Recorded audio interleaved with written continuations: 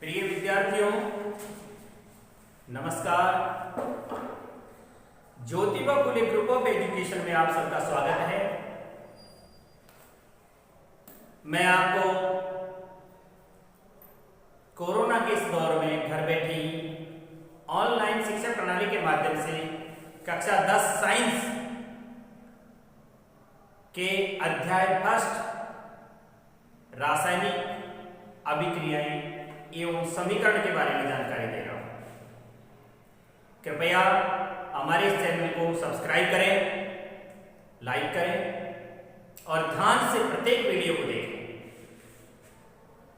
देखिए, कल तक मैंने आपको बताया था कि रासायनिक समीकरण किसे कहते हैं। मैंने आपको यह बताया था होने वाली रासायनिक अभिक्रियाओं को शब्दों में न लिख करके सूत्र, संकेतों या प्रतीकों के रूप में व्यक्त करना ही रासायनिक समीकरण कहलाता है। एक बार फिर मैं इसे दोहरान करना चाहूंगा, क्योंकि हो सकता है कुछ एक विद्यार्थी आज ही नए जुड़े हों इससे, तो कम से कम उन्हें थोड़ी सी पहले वाली प्रस्तावना के बारे में पता चल सके। देखिए, जैसे मैंने लिखा कि हमने एक शंक्वाकार फ्लास्क लिया, उसमें दानेदार जस्ते के कुछ टुकड़े डाले, जिंक के कुछ टुकड़े डाले और उस पर तनु सल्फ्यूरिक अम्ल या हाइड्रोक्लोरिक अम्ल की क्रिया करवाई।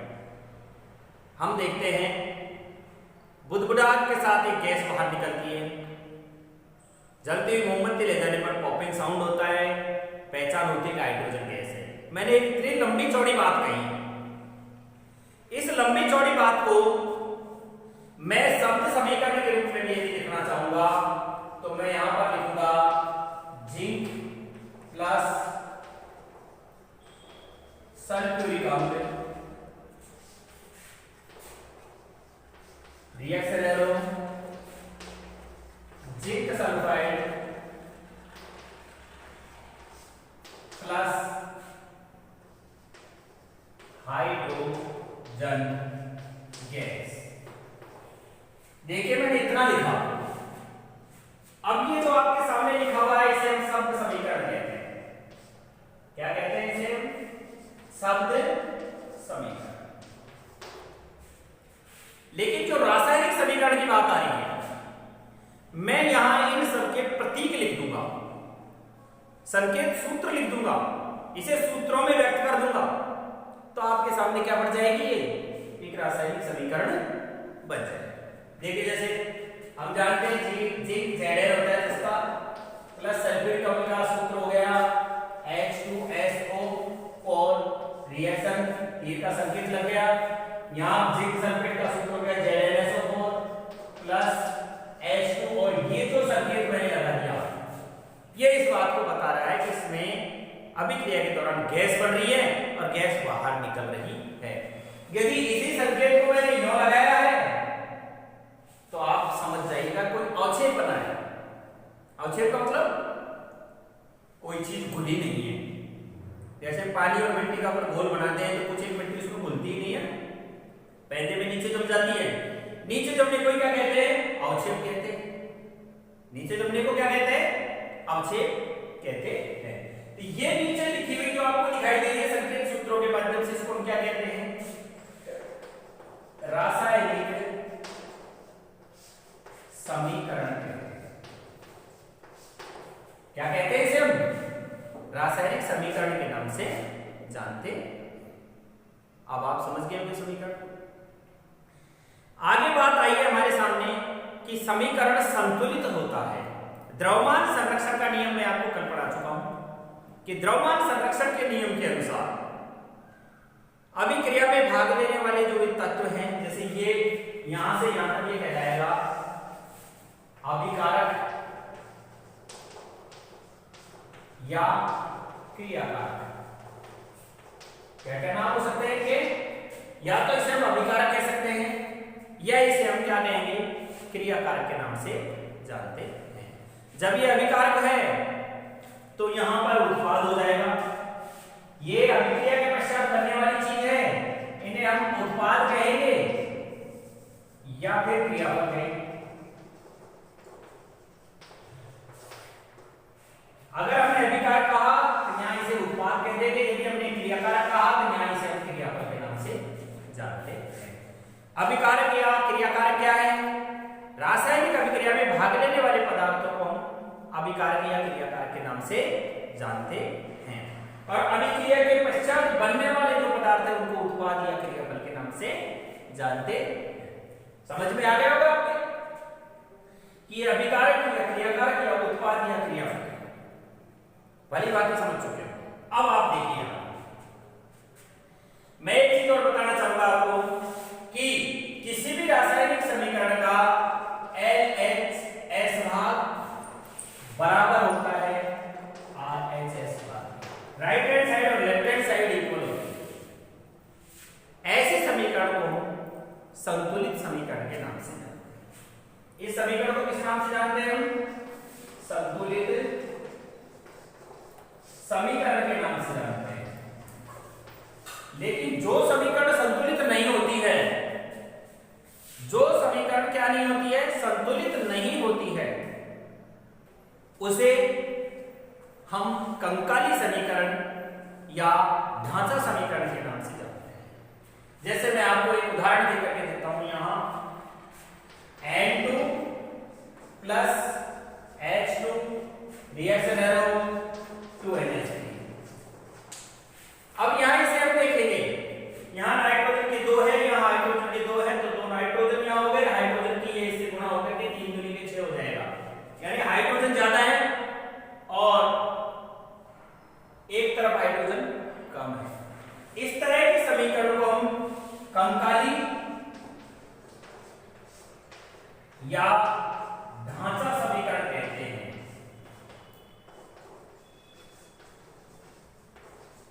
कंकाली या ढांचा समीकरण के नाम से जानते हैं। समीकरण को संतुलित करना आवश्यक है, ये पॉइंट भी मैं आपको कल बता चुका। रासायनिक समीकरण को संतुलित करने के लिए क्या करना होगा, फिर एक बार थोड़ा सा ये 2 मिनट के लिए मैं दोहराना चाहूंगा। हो सकता है कुछ एक विद्यार्थी इस बारे में नहीं जान पाए हों। देखिए, सबसे पहले जैसे इसी को ले लेता हूं मैं एग्जांपल, दूसरा ले लूंगा। सर्वप्रथम क्या करते हैं कि कंकाली समीकरण जो होती है उसमें लिखे हुए सूत्र जो होते हैं या संकेत लिखे हुए होते हैं, जो प्रतीक लिखे हुए होते हैं, उनके चारों तरफ बॉक्स बना करके उसे बंद कर देते हैं। क्यों? क्योंकि समीकरण को संतुलित करने पर केवल गुणांक परिवर्तन होता है, सूत्र संकेतों में कोई बदलाव नहीं। इसे सूत्र कहते हैं, इसे सूत्र कहते हैं, इसे सूत्र कहते हैं। ये गुणांक है, ये क्या है? गुणांक। जैसे मैं इसका एक गुणांक पे कर दूं, अब आपके सामने देखिए समीकरण। तो पहला काम क्या करेंगे कि ढांचागत समीकरण या कंकाली समीकरण के लिखे हुए सूत्र संकेतों या प्रतीकों के चारों तरफ क्या बना लेते हैं? एक बॉक्स बना लेते हैं। क्यों क्यों बना लेते हैं बॉक्स, बताओ? क्योंकि सूत्र में कोई बदलाव नहीं किया जाता है। ये भी सूत्र हो गया, ये भी सूत्र हो गया और ये भी सूत्र हो गया। सूत्र के हमने चारों तरफ क्या कर दिया है? बॉक्स लगा के बंद कर दिया है। अगर हम बदलाव करना चाहेंगे तो यहाँ इसकी ये गुणांक जगह है, इस स्थान को क्या कहते हैं? क्या कहते हैं? इसका क्या नाम है? गुणांक स्थान। यहाँ इसका गुणांक स्थान, ये इसका गुणांक स्थान। तो यहां बदलाव करेंगे, यहां बदलाव करेंगे या यहां बदलाव करेंगे और समीकरण को क्या करना चाहेंगे? हम संतुलित करना चाहेंगे। अब दूसरी बात, बॉक्स में बंद कर दिया। सबसे पहले किसी भी रासायनिक समीकरण की ऑक्सीजन को संतुलित करते हैं। अगर इस समीकरण में कहीं पर ऑक्सीजन लिखी हुई हो ना, तो पहले ऑक्सीजन से दाईं तरफ और बाईं तरफ दोनों ऑक्सीजन क्या कर देते हैं? बराबर कर देते हैं। इसके लिए हमें क्या करना पड़ेगा?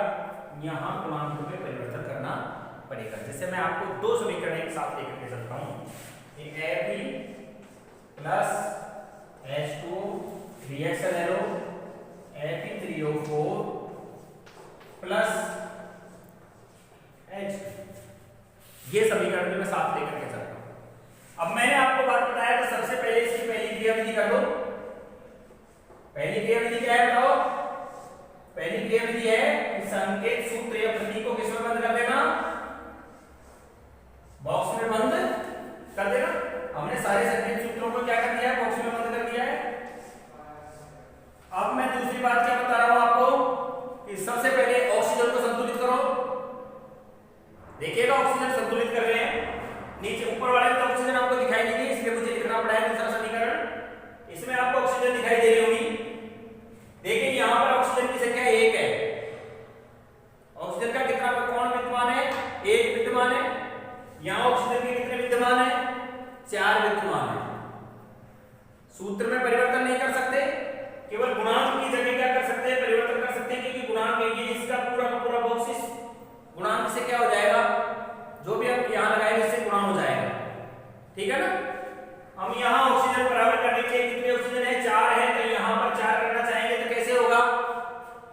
यदि यहां पर एक लिखेंगे,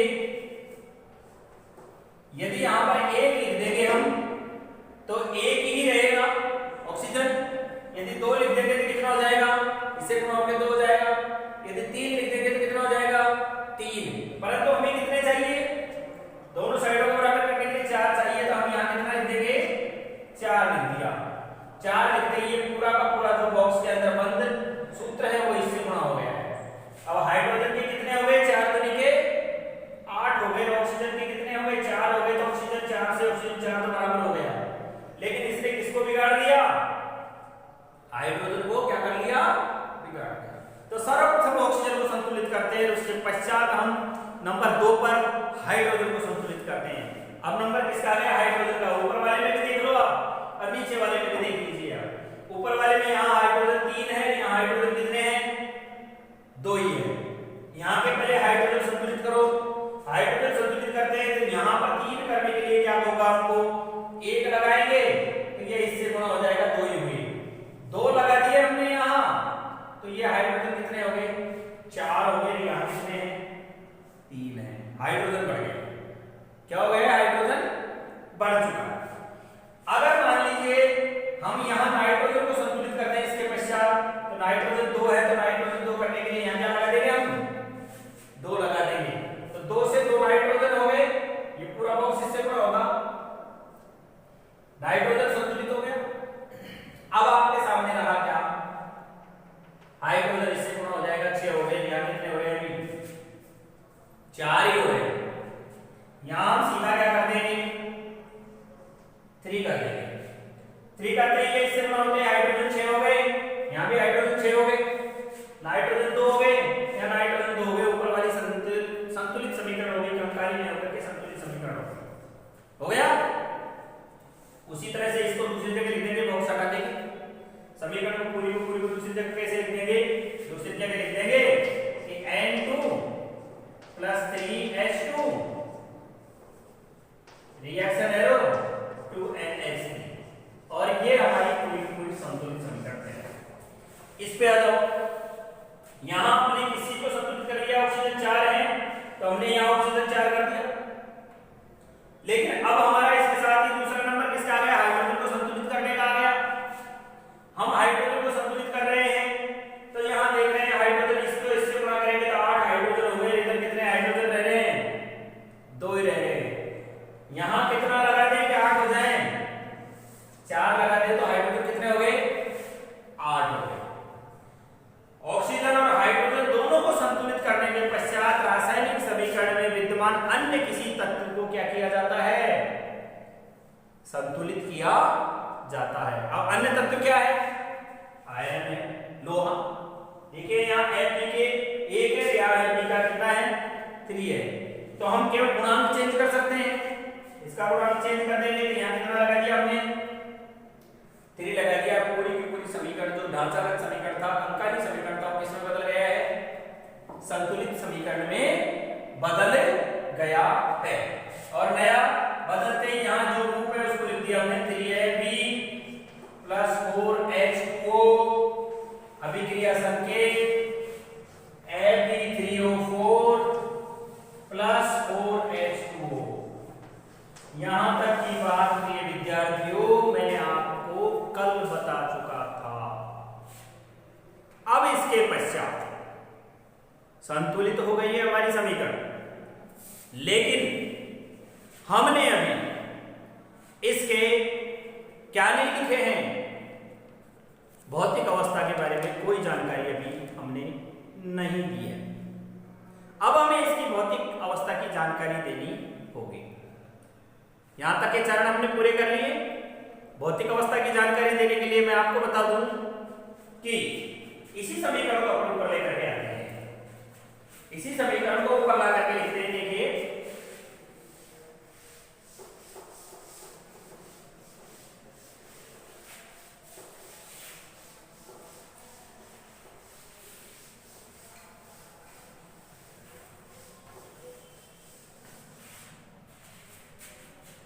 जैसे अपन ने लिखा था 3Fe प्लस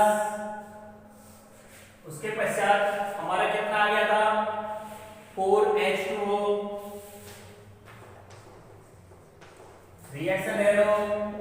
उसके बाद आ गया हमारा Fe3O4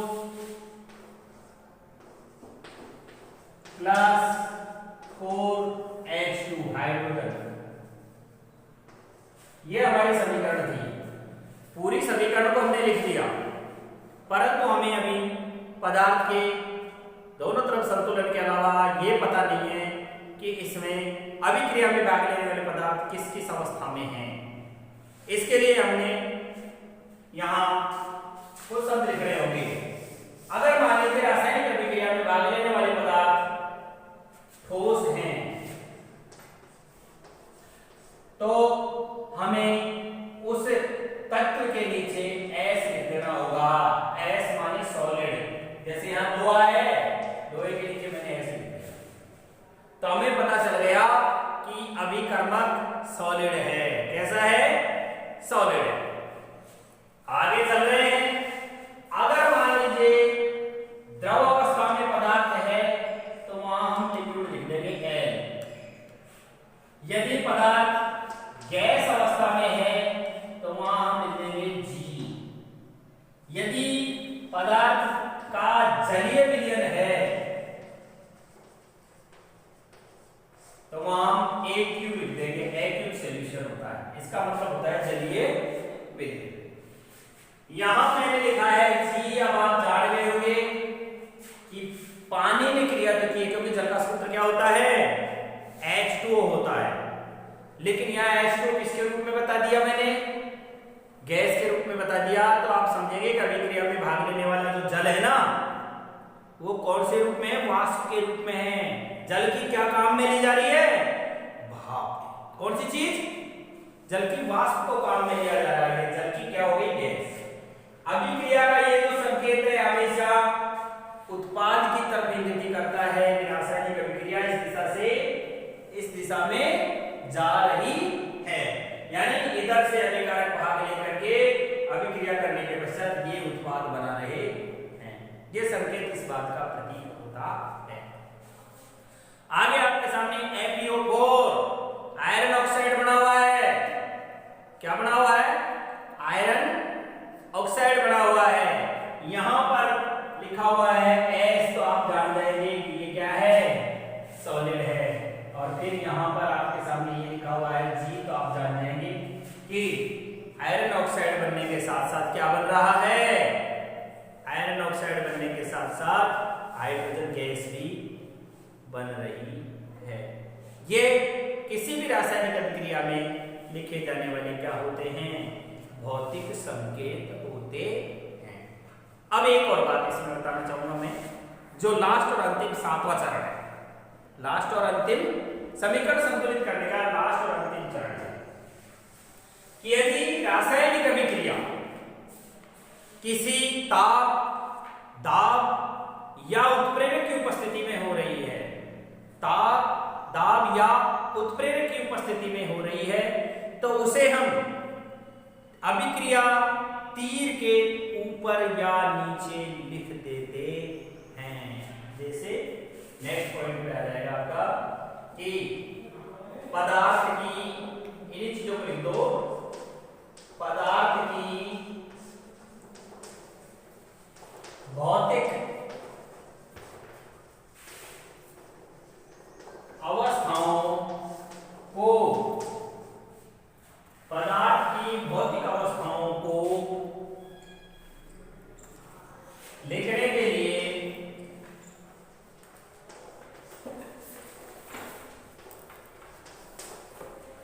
ठोस हेतु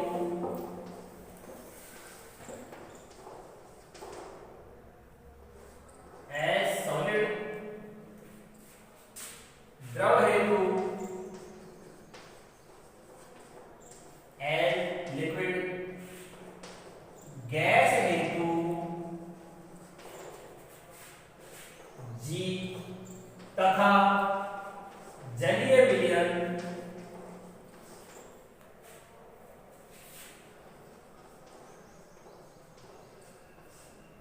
के लिए एक्यूट सॉल्यूशन प्रयोग करते हैं। एक्यूट संकेत का प्रयोग करते हैं।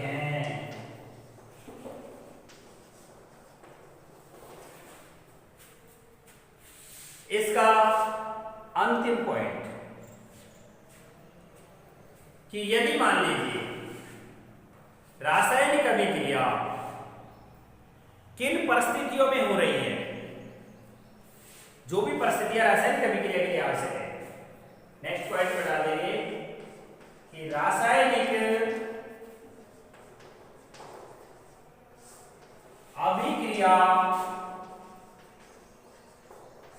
के लिए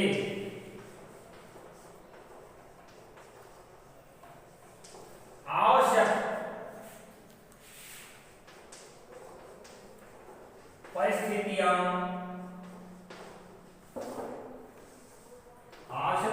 मतलब समझो कि कोई रासायनिक अभिक्रिया ताप की उपस्थिति में हो रही है, कोई रासायनिक अभिक्रिया दाब की उपस्थिति में हो रही है, कोई रासायनिक अभिक्रिया उत्प्रेरक की उपस्थिति में हो रही है, कोई रासायनिक अभिक्रिया विद्युत की उपस्थिति में हो रही है। तो ताप, दाब, उत्प्रेरक, विद्युत आदि जो भी है उसे हम जो रासायनिक अभिक्रिया का संकेत है उसके ऊपर लिख देते हैं। आवश्यक परिस्थितियां जैसे ताप, दाब, उत्प्रेरक, विद्युत आदि को तीर के निशान के ऊपर या नीचे लिख देते हैं।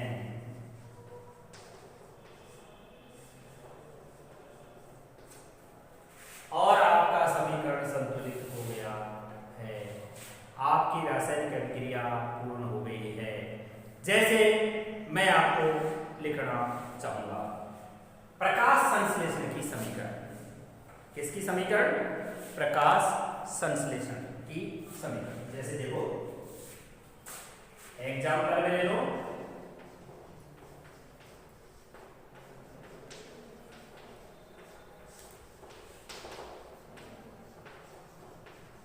प्रकाश संश्लेषण के लिए जो जो आवश्यक परिस्थितियां हैं, सबसे पहले तो कौन सी चीज होनी चाहिए?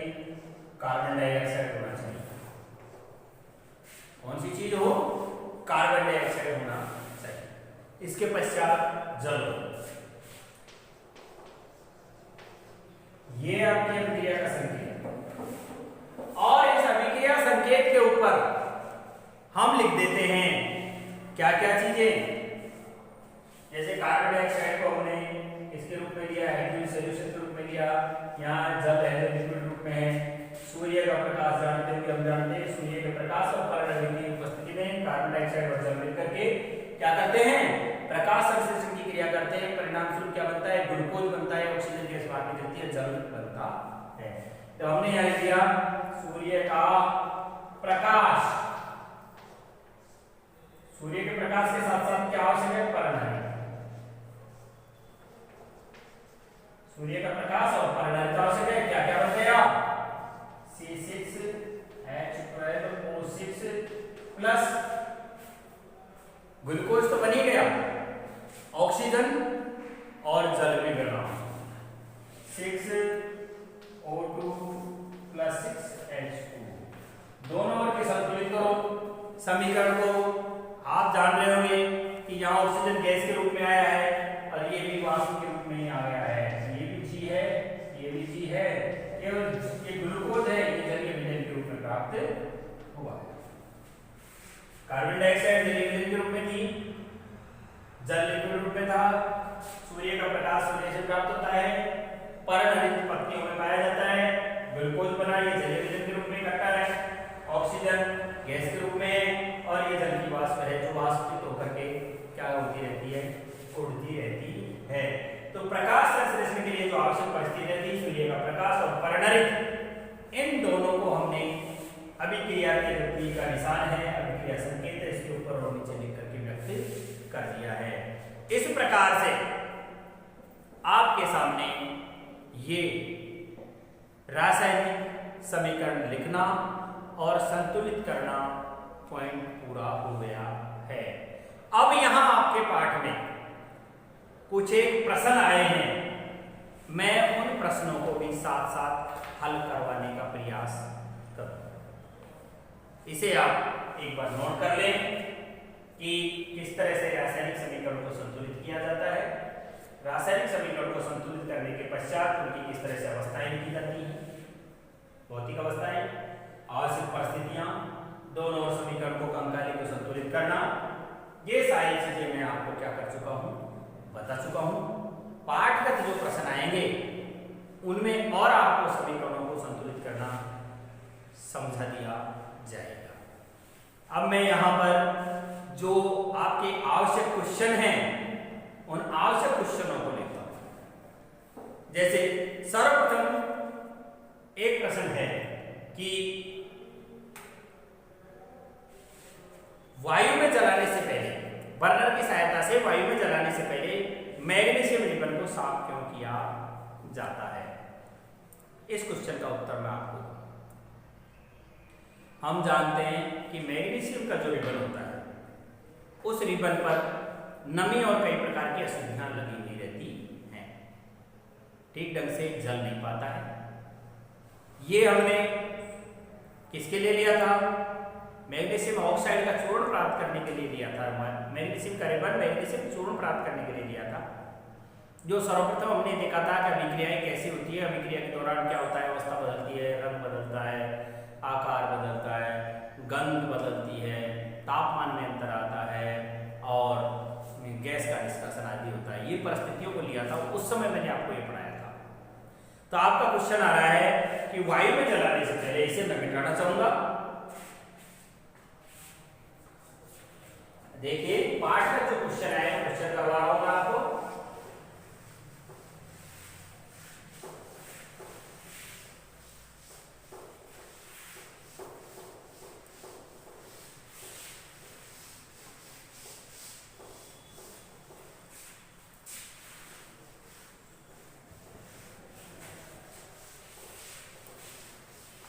पहला क्वेश्चन लिखो, वायु में जलाने से पहले मैग्नीशियम रिबन को साफ क्यों किया जाता है।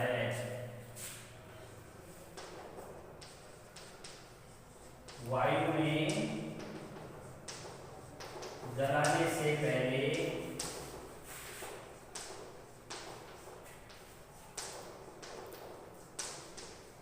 मैग्नीशियम रिबन को साफ क्यों किया जाता है, प्रश्नवाचक चिन्ह।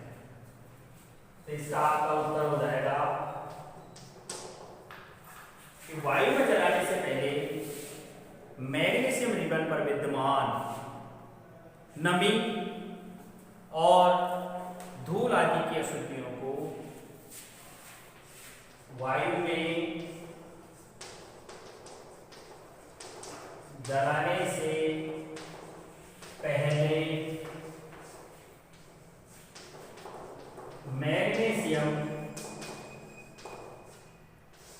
रिबन पर लगी धूल एवं नमी को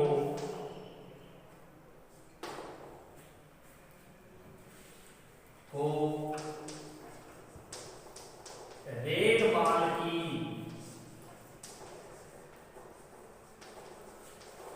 सहायता से रगड़ कर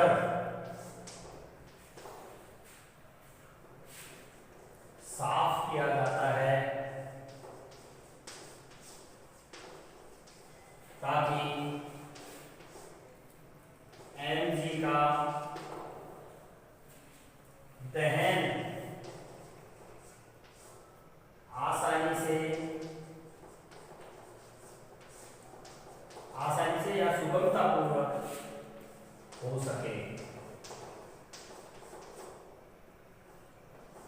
एक चीज का ध्यान रखिए, मैंने उस दिन पढ़ाया था, तब कहा था कि मैग्नीशियम रिबन को जलाते समय अपनी आंखों को बहुत सावधान रखें, दूर रहें, इसमें से चिंगारियां निकलती हैं, आपकी आंखों को क्षति पहुंचा सकती हैं।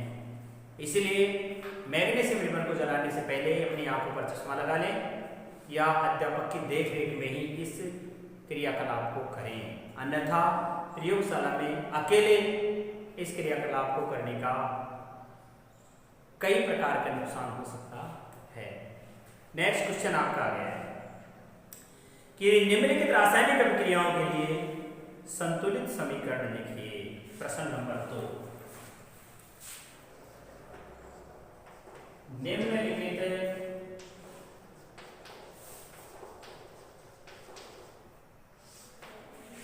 रासायनिक अभिक्रियाओं के लिए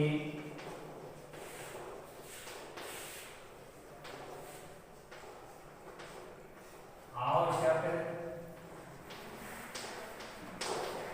संतुलित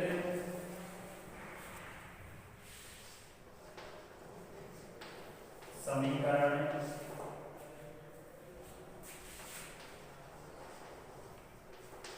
लिखो।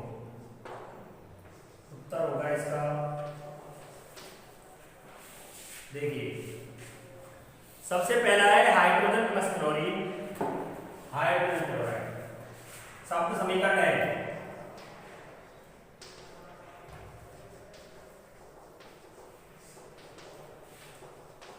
हाइड्रोजन प्लस क्लोरीन अभिक्रिया संकेत हाइड्रोजन क्लोराइड। देखिए हाइड्रोजन तो होता है, सूत्र हम जानते हैं H2, क्लोरीन का सूत्र होता है Cl2। हम इसको लिख देंगे, बना क्या HCl। हाइड्रोजन क्लोराइड बन गया, संतुलित दोनों में बराबर है, वहां हमने 2 लगा दिया, 2HCl हो गया। क्या हो गया है? 2HCl हो गया है। नेक्स्ट प्रश्न लिखिए। मेरे हिसाब से आपने पहला क्वेश्चन कर लिया होगा, अब मैं आपको क्वेश्चन नंबर 2 पर लेकर चलता हूं।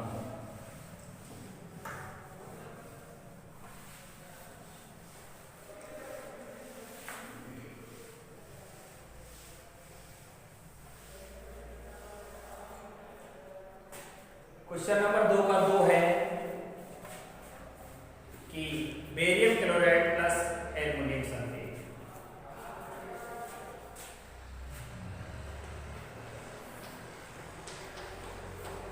Barium chloride plus aluminium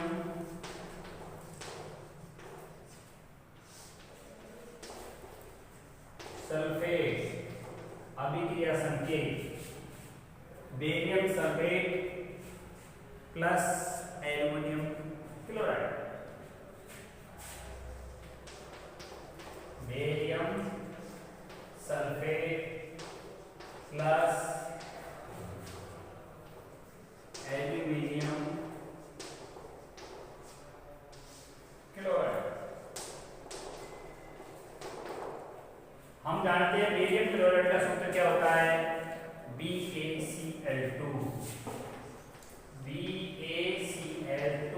plus aluminium sulphate का सूत्र होता है Al2SO4 अभिक्रिया का संकेत हो गया। क्या क्या बन गया? बेरियम सल्फेट बन गया, तो BaSO4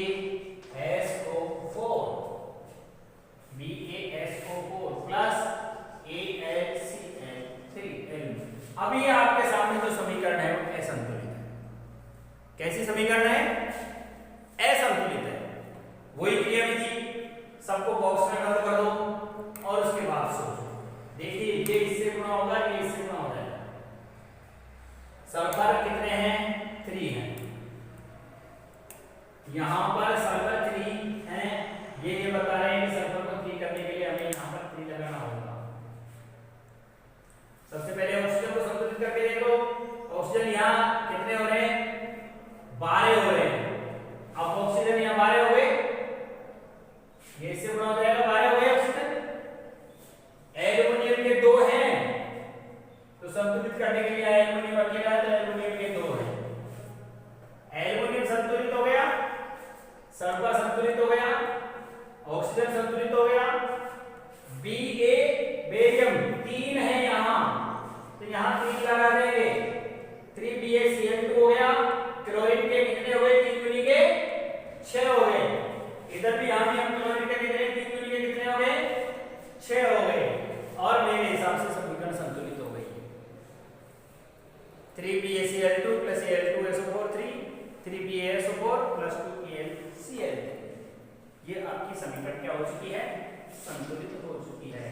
3।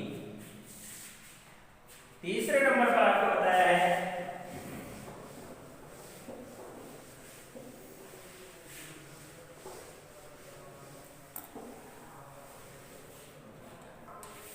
तीसरे नंबर का समीकरण आपका बताया कि सोडियम प्लस जल और सोडियम हाइड्रोक्साइड और हाइड्रोजन गैस। सोडियम प्लस जल reaction arrow sodium hydroxide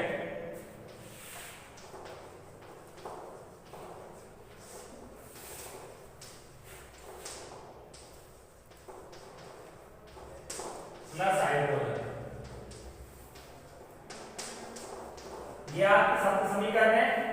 sodium का सूत्र हम जानते हैं कि Na होता है, जल का सूत्र हमें पता है H2O है, सोडियम हाइड्रोक्साइड का सूत्र होता है NaOH और प्लस हाइड्रोजन का सूत्र होता है H2। बस केवल संतुलित करना है। यहाँ Na एक है, यहाँ Na एक है, यहाँ हाइड्रोजन के 2 है, यहाँ हाइड्रोजन के 1 और 2 3 है। कैसे संतुलित करें हाइड्रोजन को? यहाँ कितने करते हैं हाइड्रोजन? 3 करने के लिए अगर 1 लगाते हैं यहाँ तो ये 2 ही रहते हैं। अगर हमने गुणांक में 2 लगा दिया तो हाइड्रोजन कितने हो गए? 4 हो गए और इधर हाइड्रोजन रह गए कितने? 3। कितने रह गए? 3 रह गए हैं। अब 3 को 4 करने के लिए क्या करना पड़ेगा? 2 तो ये मान लें, 2 यहाँ लगा दें हम, तो हमारे सामने क्या आ गया? हाइड्रोजन 2 और 2 4 इधर और 2 और 2 4 इधर बराबर हो गया। लेकिन इसके साथ ही कौन सी चीज असंतुलित हो गई है? सोडियम असंतुलित हो गया है। यहाँ 2 सोडियम हो गए, यहाँ सोडियम 1 रह गया। सोडियम को संतुलित करने के लिए गुणांक में 2 लगाया तो सोडियम से सोडियम संतुलित हो गया। हाइड्रोजन के 2 तरीके 4 हो गए और ऑक्सीजन के कितने रह गए? 2। ऑक्सीजन यहाँ 2 हो गए संतुलित। तो सोडियम संतुलित हो गया, हाइड्रोजन संतुलित हो गया, ऑक्सीजन संतुलित हो गया और इसमें कुछ है। तो हमारा समीकरण क्या हो चुका है? पूरी तरह से संतुलित हो चुका है। ये आपका प्रश्न नंबर 2 हो गया है। ये गैस का संकेत लगा दिया मैंने, तो हाइड्रोजन गैस का। प्रश्न नंबर 3 पे आ जाओ। प्रश्न नंबर 3 में लिखा हुआ है कि निम्नलिखित अभिक्रियाओं के लिए उनकी आवश्यकताओं के साथ साथ संकेत लिख करके समीकरण को संतुलित करो।